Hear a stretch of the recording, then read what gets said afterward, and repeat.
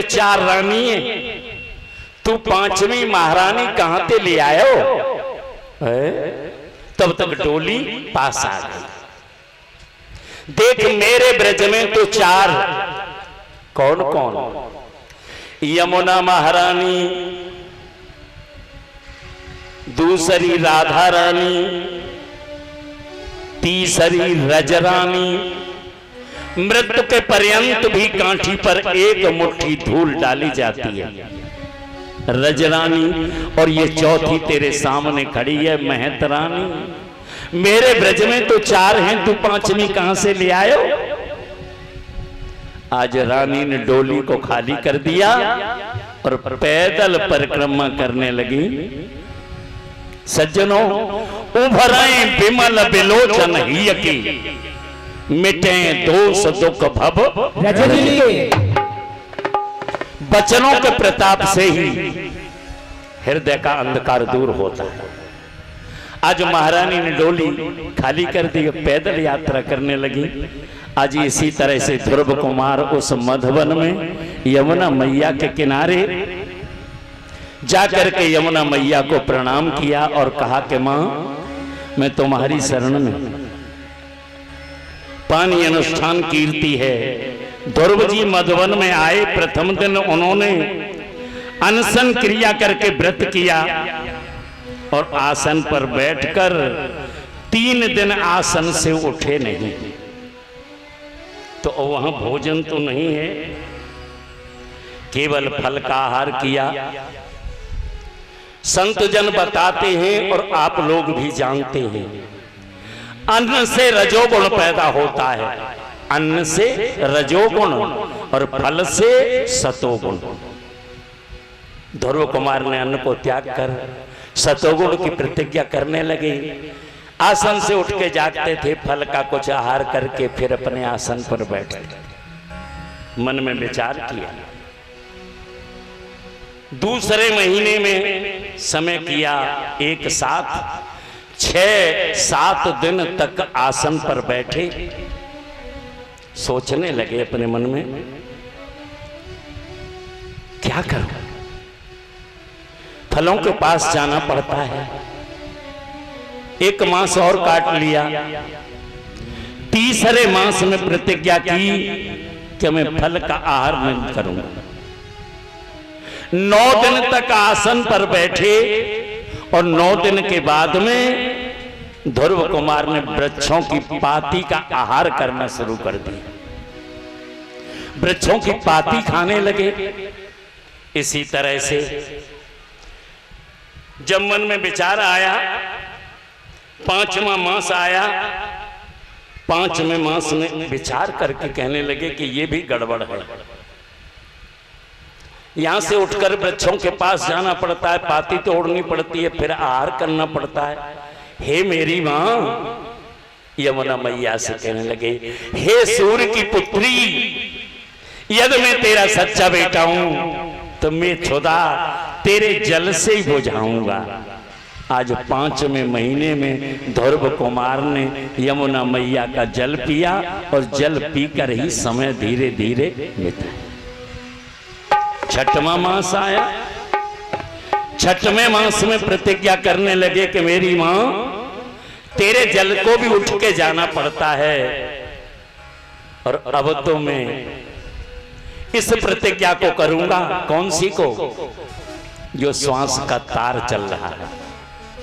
हे मेरे गोविंद, मेरे सच्चे पिता, अगर इस श्वास के तार में तुम्हारी शक्ति है तो मैं तो आपसे वैसे भी कभी कभी सादा में भी कहता रहता था, स्वर। और स्वर में केवल एक शब्द आगे और जोड़ो, ई। क्या बन गया? ईश्वर। ईश्वर। हे ईश्वर, अगर तुम इस स्वर में निवास किए हो तो मैं भोजन को त्याग कर तुम्हारे श्वास के प्रताप से, वायु भक्षण से ही मैं अपने समय को काटूंगा।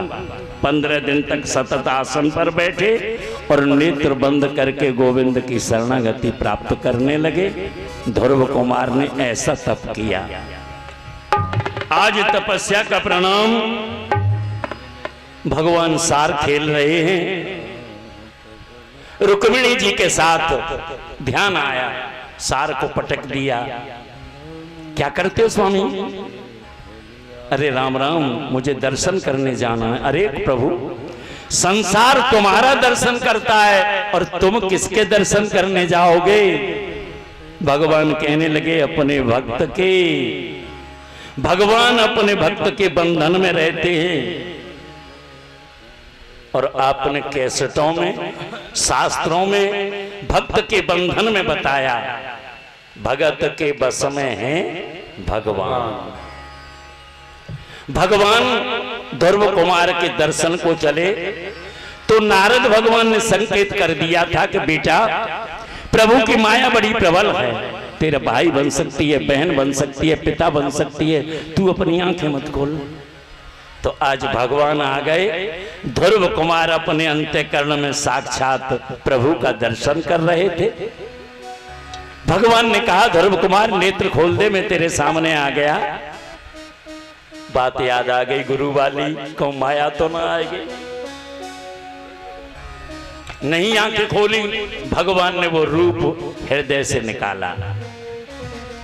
जैसे राम ने सुतीक्षण को प्रभु चतुर्भुज रूप, आज उस स्वरूप को जैसे खींचा, ध्रुव ने आंखें खोली, वही स्वरूप सामने खड़ा है। बोलिए वृंदावन बिहारी लाल की जय। आज भगवान ने ध्रुव कुमार को गोदी में, बेटा तू पिता की एक गोदी को तरसता था, आज मैं कितनी गोदी में तुझे लूं। ध्रुव कुमार साष्टांग दंडवत प्रणाम करने लगे। सच्चे पिता, मेरी मां ने बता दिया। तो हे माताओं, तुम्हारे प्रताप से ही बच्चों के अंदर कुछ प्राप्त होता है और तुम्हारे प्रताप से उनमें से छीण होता है।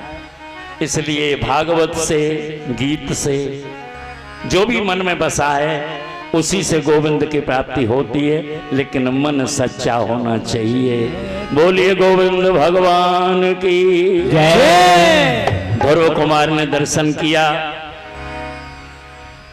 काफी संत भगवान एकत्रित हो गए।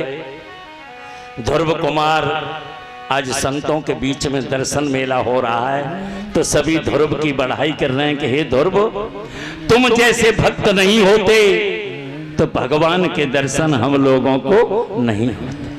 आज सभी धूमधाम से ध्रुव के नगर को गए। राजा को सूचना मिली, राजा ने परिक्रमा कराई हाथी पर बिठाकर, और ध्रुव कुमार ने कहा कि मौसी के बेटे को भी बिठाया जाए। दोनों भाइयों ने परिक्रमा की। राजा पुत्र को राज देकर विपिन तपस्या को चला गया। जिसका मन रुचि में फंसा हुआ था, जो भक्ति में चला गया।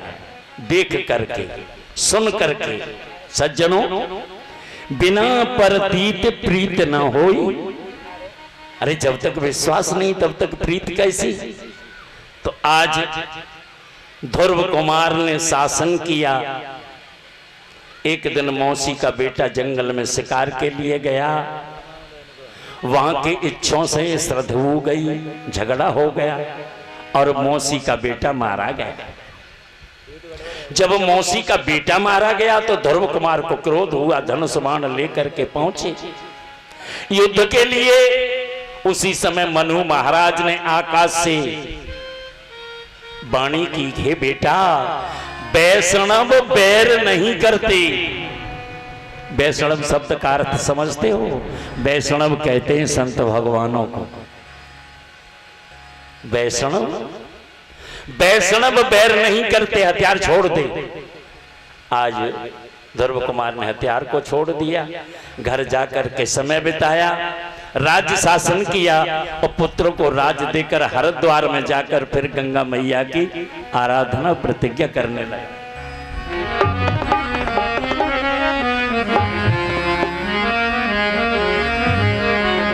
जय जय गंगे माई, अरे लहर मेरे मन में समाई। जय जय गंगे माई, लहर मेरे मन में समाई। जय जय गंगे माई लहर मेरे मन में समाई। जैसे गीता कर्म योग की देनी, गीता कर्म योग की देनी, गीता कर्म योग की देनी। रामायण है स्वर्ग नसैनी, रामायण है स्वर्ग नसैनी, रामायण है स्वर्ग नसैनी। और भगवत सार भक्तों को मुक्ति कराई। भागवत मैया को सुन करके महाराजा परीक्षित को मुक्ति का प्रताप मिला, भक्तों को मुक्ति कराई, लहर मेरे मन में समाई। भक्तों को मुक्ति कराई, लहर मेरे मन में समाई। जय जय गंगे माई लहर मेरे मन में समाई।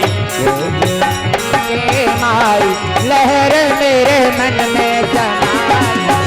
जय जय जय जय गंगे माई, जय जय जय जय गंगे माई, जय जय जय जय गंगे माई। पर्वत फोर मंज में आई, पर्वत फोर मंज में आई, पर्वत फोर मंज में आई। और भक्तों को मुक्ति कराई, भक्तों को मुक्ति कराई, लहर मेरे मन में समाई। भक्तों को मुक्ति कराई, लहर मेरे मन में समाई। भक्तों को मुक्ति कराई, लहर मेरे मन में समाई। जय जय गंगे माई लहर मेरे मन में समाई। बोली वृंदावन बिहारी लाल की जय।